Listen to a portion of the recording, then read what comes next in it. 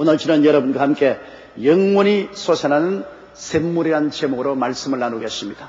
예수님께서 사마리아를 지나가시다가 낮 12시 태양이 쨍쨍 내려 쪼이고 갈증이 나는 시점 되어서 한 우물가에 앉으셨습니다. 제자들은 먹을 음식을 사러 시내로 들어갔는데 예수님은 누구를 기다린 것 같았습니다. 근데 한참 만에 한 사마리아 여인이 물동이를 걸머쥐고 물 길러 왔습니다. 보통 날 12시에는 물을 길러 오지 않습니다. 근데 이 여인은 아침에 많은 여자들이 물 길러 온 그것을 피해서 낮에 홀로 물 길러 왔으니 무슨 사연이 깊은 것 같습니다.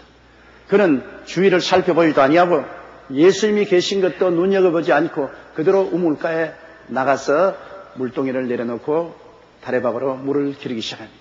예수께서 말씀을 걸었습니다. 여자여, 물을 좀 주십시오. 소스라쳐 놀라면서 예수님을 쳐다보고, 아니 당신 유대인이 아닙니까? 유대인은 사마리아인을 개로 취급하고 상종도 안 하면서 사마리아인 여자의 내게 어떻게 물을 달라고 합니까? 예수님께서 말씀하기를, 물을 좀 달라 하는 사람이 누구인가? 하나님이 선물을 알았더라면 당신이 구했을 것이요, 내가 생수를 주었을 것입니다. 아니 당신은 물길을 걸어도 없고 이 우물은 깊은데 어디에서 생수를 구한단 말입니까? 당신이 우리 조상 야곱보다 크니까 이 우물은 야곱이 팠고 그 자녀들과 짐승들이 이 우물에서 먹었습니다. 예수님 하신 말씀이, 이 물을 마시는 자는 다시 목마르거니와 내가 주는 물을 마시면 영생토록 솟아나는 샘물이 되리라. 주여, 그러면 그 물을 내게도 주소서. 내가 목마르지도 아니하고 여기 물길로 오지도 않게 하소서. 예수께서 말씀하시기를, 내 남편을 데려오시오. 그 여자가, 나는 남편이 없나이다. 주님께서, 맞았어. 당신은 남편이 5이 있었는데 다 떠나가고 지금 사는 남자는 오다 가다 만난 사람이요. 이 이야기를 통해서 주님은 우리에게 말씀하시는 깊은 의미가 있습니다. 이 여인은 예수 그리스도와 대화를 통해서 그리스도가 메시아인 것을 알게 되고 순식간에 그의 영혼에 새로운 광명을 얻게 되었습니다. 그는 빛과 소망과 삶의 의미와 가치와 행복을 찾고 그 길로 사마리아로 뛰어들어가서 내가 메시아를 만났다고 외치는 전도자가 되어버린 것입니다. 저는 언제나 이 여인이 5 남편을 바꾼 사연을 생각해 봅니다. 왜 남편을 5이나 바꾸었을까? 아마 이 여자가 남편을 5이나 바꾸다가 보니까 이 여자는 특별히 미모가 출중하고 굉장히 똑똑한 여자인 것입니다. 자기 마음대로 남편을 구했다가 발길로 찾다가 할 수 있는 그런 유능한 여자니까 보통 여자는 아닌 것 같아요. 그런데 이 여자는 처녀 때부터 마음에 꿈이 있는 여자입니다. 그는 삶의 의미와 가치와 참된 기쁨과 행복을 구하려고 하는 여자였지 막연하게 결혼해서 그냥 살겠다는 그런 여자는 아닌 것 같습니다. 그 결혼에 그는 의미를 찾고 꿈을 찾고 행복과 기쁨을 찾는 여자였습니다. 아마 제가 생각하기에는 처음 그 여자가 결혼했을 때는 돈 많은 사업가하고 결혼한 것 같습니다. 그는 돈을 많이 버는 부자하고 결혼을 하면은 좋은 집에 좋은 음식 먹고 호의호식하고 살면서 그 속에 삶의 참 의미와 가치가 생기고 행복할 것이라고 생각해서 부자하고 결혼한 것 같습니다. 사실 결혼하고 보니 호의호식하고 좋은 옷 입고 편안하게 살았습니다.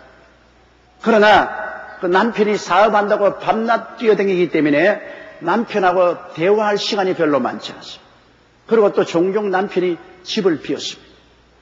그리고 돈 번다고 변명을 하고서 또 곁길로 가기도 했습니다.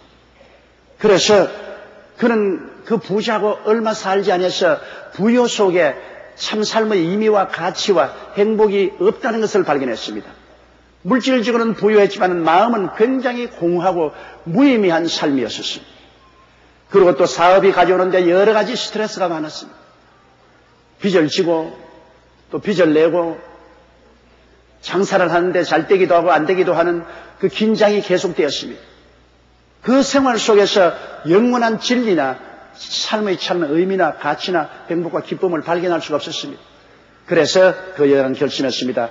부유한 삶 속에 삶의 의미가 없다. 그러므로 나는 이 남편하고 더 있을 수가 없다. 의미가 없는 삶을 살 수가 없다.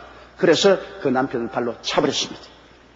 그 다음 자기 생애를 국가를 다스리는 정치인하고 결혼해서 삶에는 정치를 통해서 참 삶의 의미와 가치와 꿈을 이루리라고 생각하고 정치인하고 결혼을 했는데 권력이 가져오는 편리함은 말로 다 할 수 없었습니다. 권력이 있으니까 모든 사람들이 굽신거리고 모든 일에 아주 편하게 살았습니다.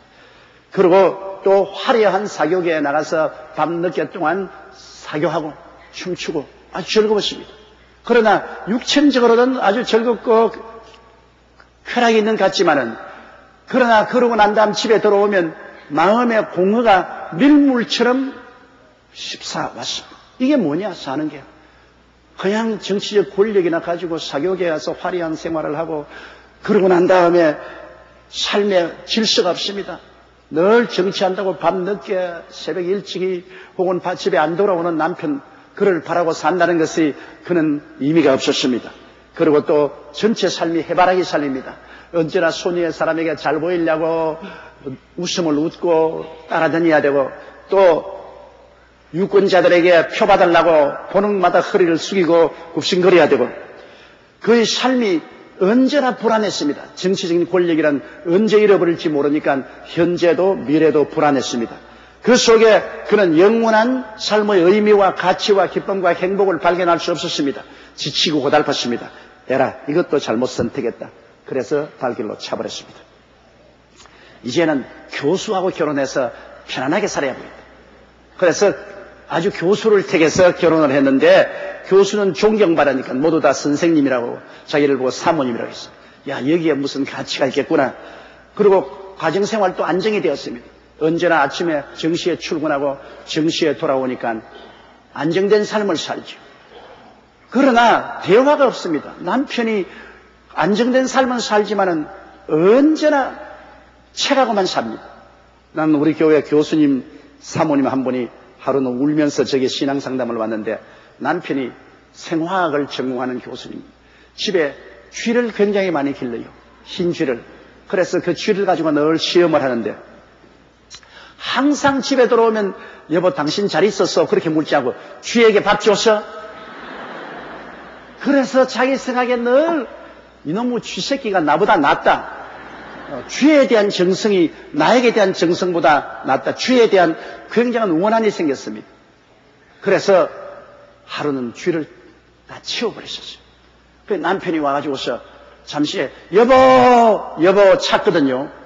야 이제는 나를 사랑하고 나를 찾는가 보다고. 내 여기 있어요. 그거 떼어가니까 쥐 다 어떻게 했어? 아예 절망했습니다. 그는 울면서 내게 와서 그러기는 목사님 나는 누구하고 결혼했는지 모르겠습니다. 우리 남편은 쥐하고 삽니다. 책하고 살고 쥐하고 살고 항상 쥐만 돌보고 있고 나는 필요 없는 인간입니다. 별로 중요하지 않습니다. 내가 이 결혼을 계속 해야 될까요? 그런 질문을 하고 온 적이 있습니다. 이 학자라는 것은 언제나 학문에 취직하고 있으니까 특별히 이 사마리아 여인 같은 여인에게 관심을 기울여주지 않죠. 그리고 또 교수라는 것에 생활이 쪼달립니다. 별로 수입이 많지 않습니다. 그렇기 때문에 삶을 사는데 어렵습니다. 경제적으로. 살아갈수록 삶이 매력이 없고 시들합니다. 그리고 자기는 아무 삶의 의미도 가치도 발견할 수 없습니다. 그래서 아예라 교수하고 결혼한 것 잘못했다. 이것도 집어치워버리죠. 또 발로 탁 쳐버리십니다. 이제는 자연과 더불어 살자. 나는 농촌에 가서 아침에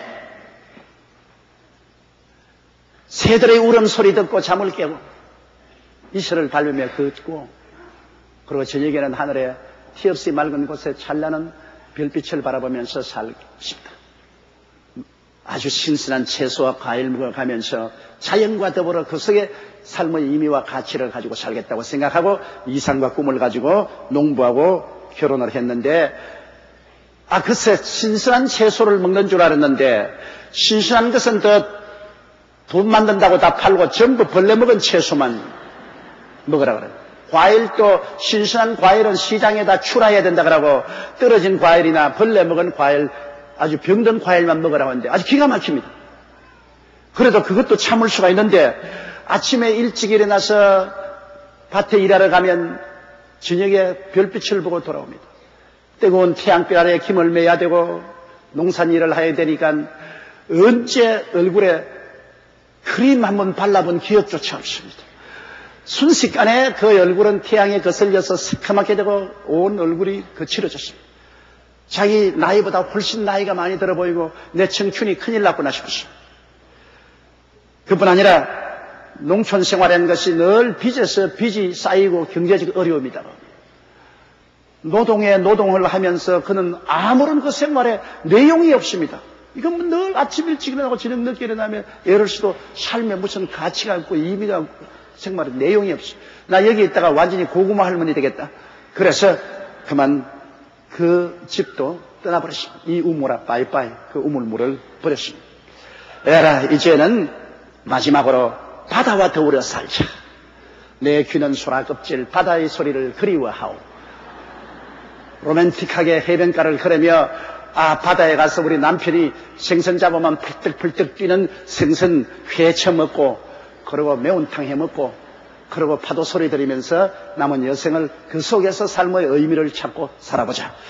그래서 여보하고 결혼했어요. 야, 출렁이는 파도에 세상 근심 다 씻고 살겠다고. 근데 남편이 고기를 잡아왔는데 펄떡펄떡 뛰는 고기가 있어. 오늘 이것 좀 가지고 해먹니까 남편이 막 눈에 불을 뜨면서 이거는 돈 만들어야지. 그러면 이건 우린 뭘 먹어? 죽어가지고 눈알이 썩은 생선인데 이건 우리 먹어야 돼. 펄떡펄떡 뛰는 생선은 전부 시장에 가서 팔아야 된다고 먹지 못하고 언제나 죽은 콩콩한 냄새나는 생선만 먹어요. 그리고 남편이라고 곁에 오면 언제나 비린내가 나가지고서 코를 잡아야 돼. 그리고 매일같이 기후의 변화에 관심을 기울입니다. 파도치고 날이 거칠으면 배가 파손될 수 있으니까 늘 걱정이 되고 또 기후가 좋지 못하면 고기 잡아 나가지 못하니까 그것도 염려가 되고 의외꼬에 울고 웃으면서 사는데 나중에는 파도 소리가 지겨워지죠.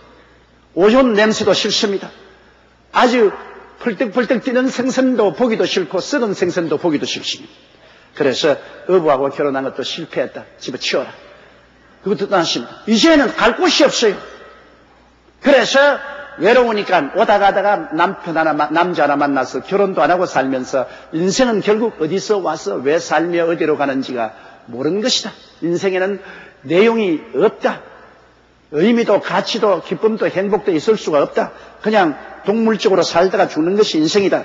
그렇게 생각하고 있는 찰나에 그는 수가성 우물가에 와서 예수님을 만나게 된 것입니다.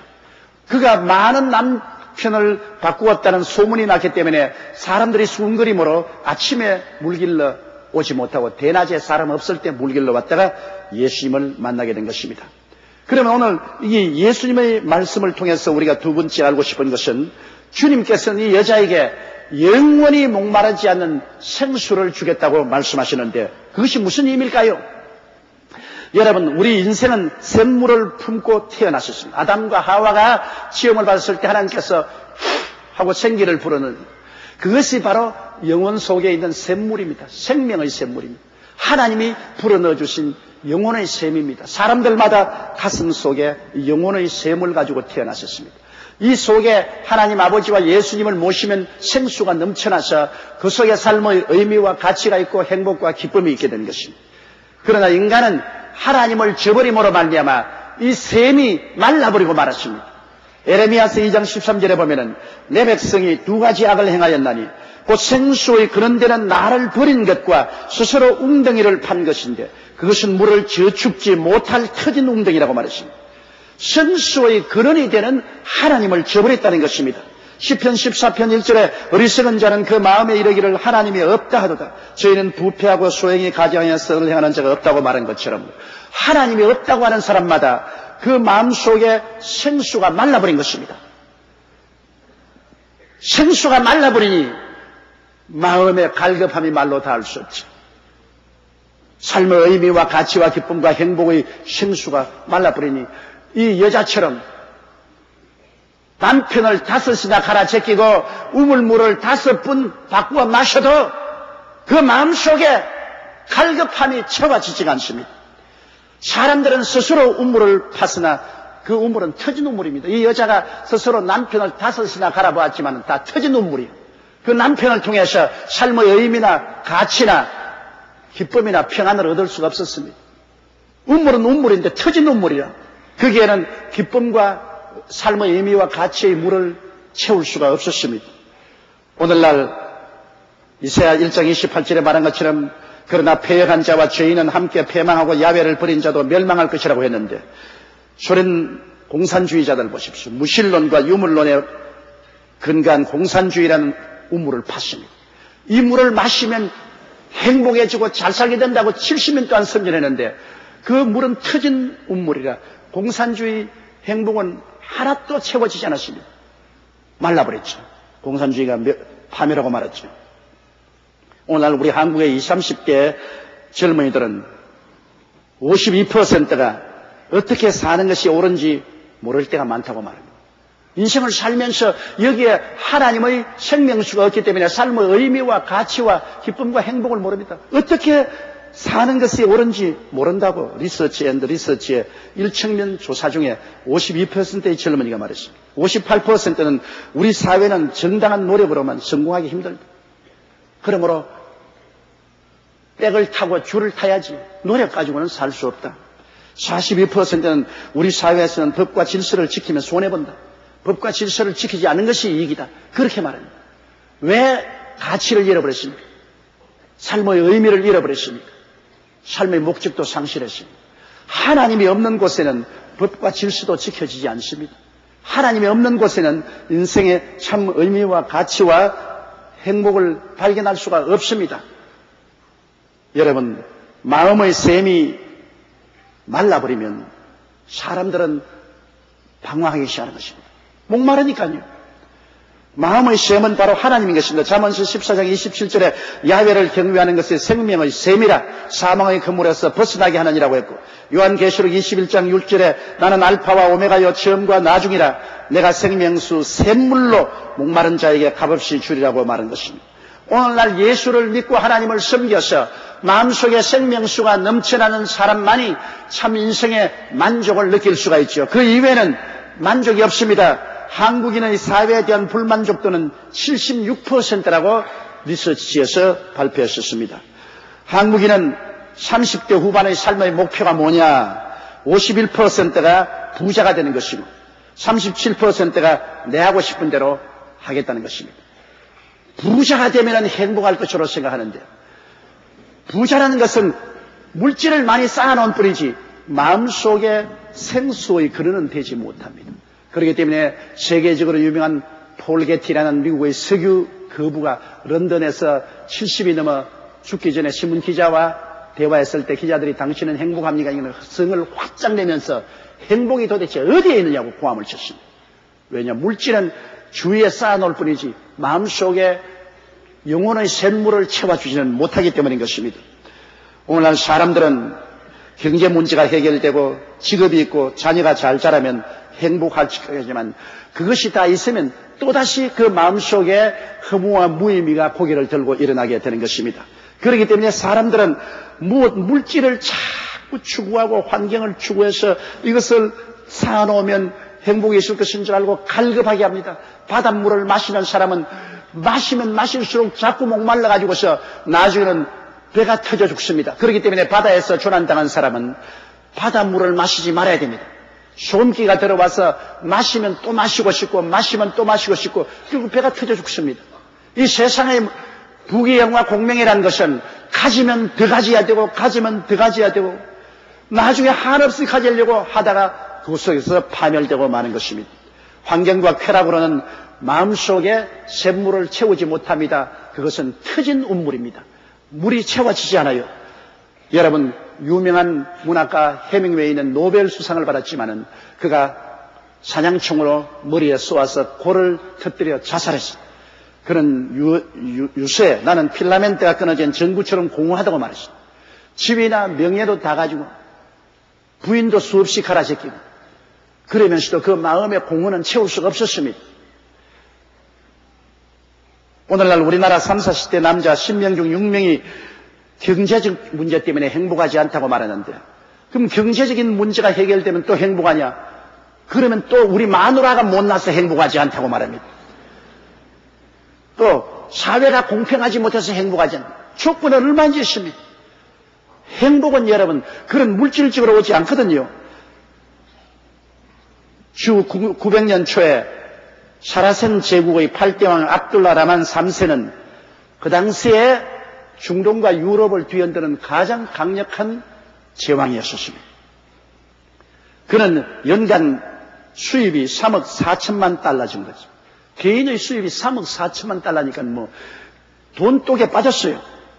그리고 자기 부인 이외 후궁이 3,321명이었습니다. 우리 백제 이자왕보다 더 앞섭니다. 의자왕은 3,000궁녀라고 말했는데 이 사람은 3,321명의 후궁을 거느리고 자녀만 해도 616명이니 어떻게 애들 이름을 다 외웠겠어요. 그러나 그가 마지막 숨을 거둘 때 말하기를 나는 오랜 세월 영예로운 통치에도 불구하고 진정한 행복을 누린 날은 단 14일밖에 없었다고 말했습니다. 14일은 무슨 날인지 모르겠지만 장구한 일생에 행복은 14일밖에 없었다. 그렇게 큰 권력과 돈과 부귀와 영화를 가졌어도 참 행복은 그게 없었습니다. 시편 41편 1절에 하나님이여 사슴이 시냇물을 찾기에 갈급함같이 내 영혼이 주를 찾기에 갈급하나이다. 여러분, 주를 찾기 전에는 우리 속에 참된 안식이 없습니다. 그러므로 오늘 세 번째 주님의 초청에 대해서 생각해 봐야 돼요. 주님은 목마른 자는 내게 와서 마시라고 말하셨어요. 생수의 그런 대신 하나님께로 우리가 나와야 되겠는데 사람들은 이 생수의 그런 대신은 하나님께 나오는 길을 모르고 있습니다. 왜? 죄의 장벽이 가로막혀 있습니다. 이사야 59장 1절로 2절에 야훼의 손이 짧아 구원치 못하심도 아니요 귀가 둔하여 듣지 못하심도 아니요 오직 너희 죄악이 너희 하나님 사이를 내었고 너희 죄가 그 얼굴을 가리워서 너희를 듣지 않게 하시며 죄가 하나님과 우리 사이의 장애물이 되고 안개구름처럼 가려서 하나님을 보지 못하게 만드는 것입니다.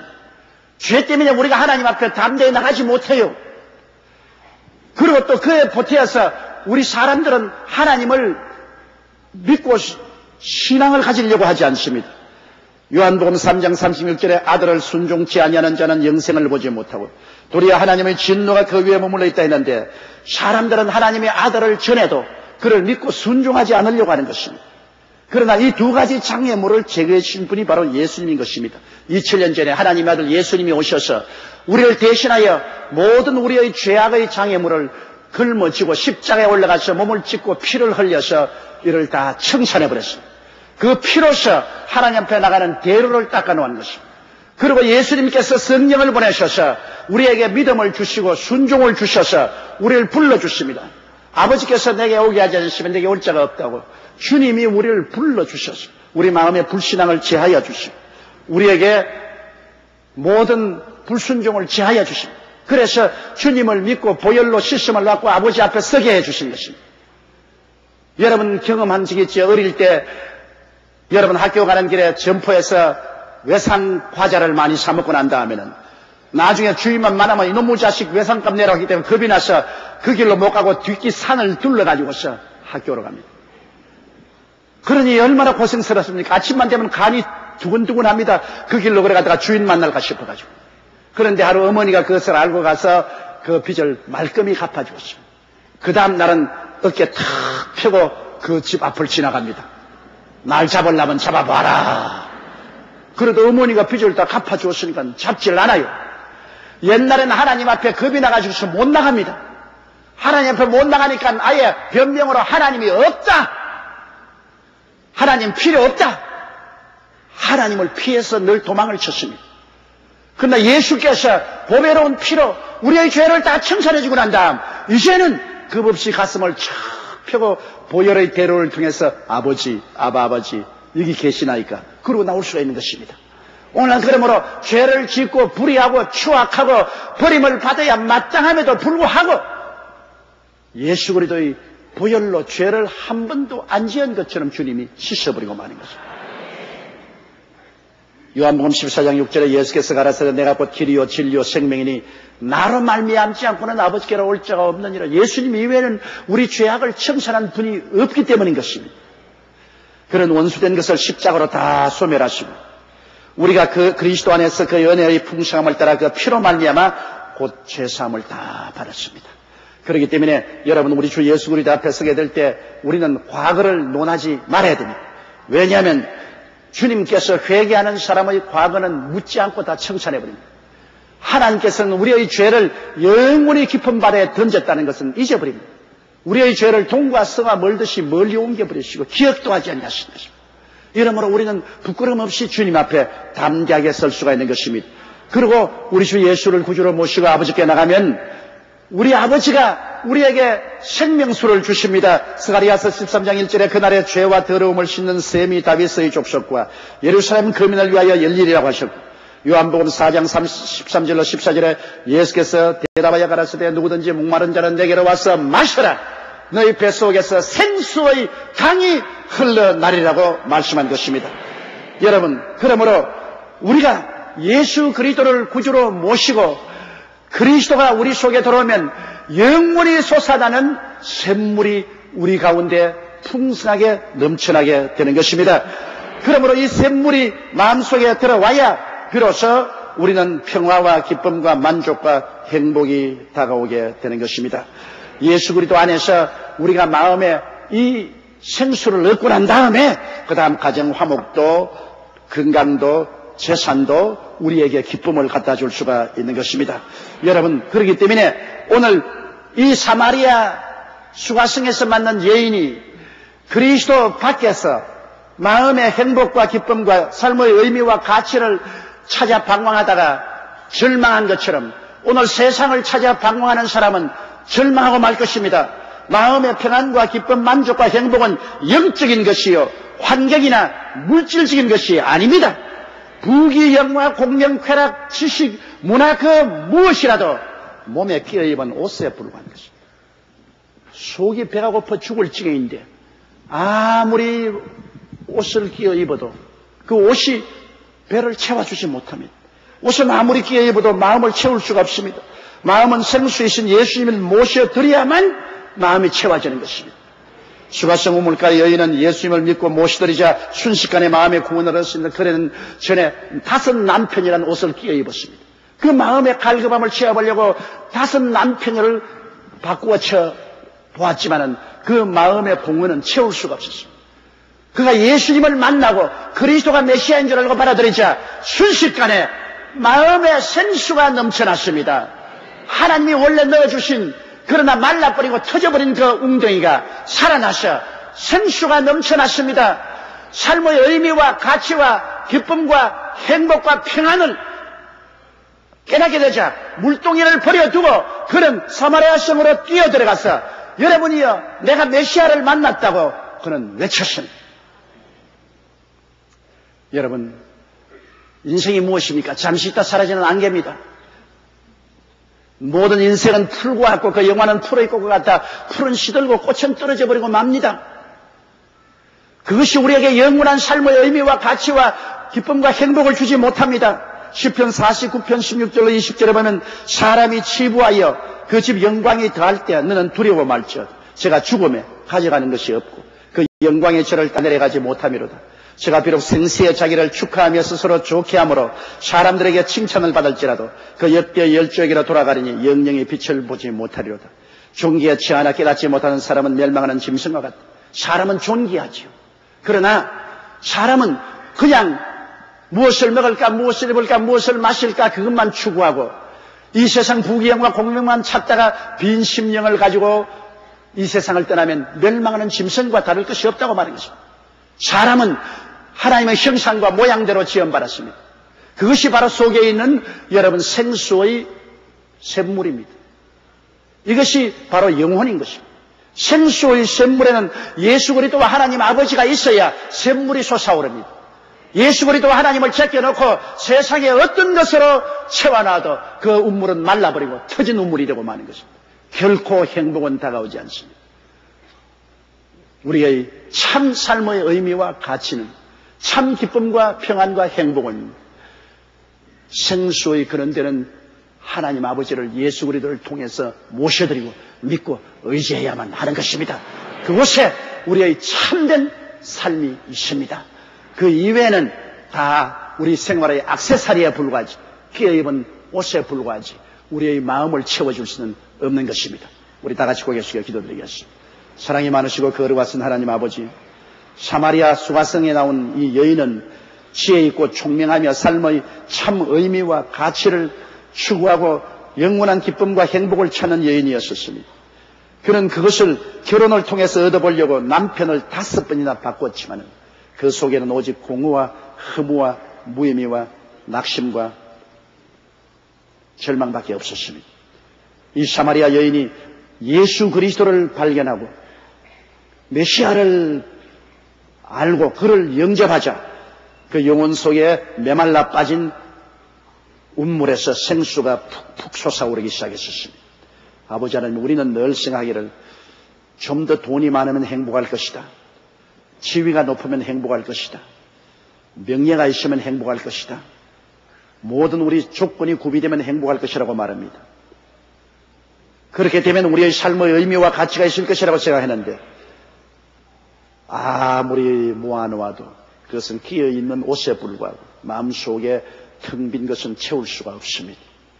아버지, 참으로 예수 안에 하나님이 계시고 우리의 삶의 영생수가 넘쳐나고 삶의 의미와 가치와 목적을 알고 행복과 평안을 얻을 수 있으니 예수 믿고 하나님을 힘차게 섬기는 우리들이 되게 도와주옵소서. 예수님 이름으로 기도드리옵나이다. 아멘.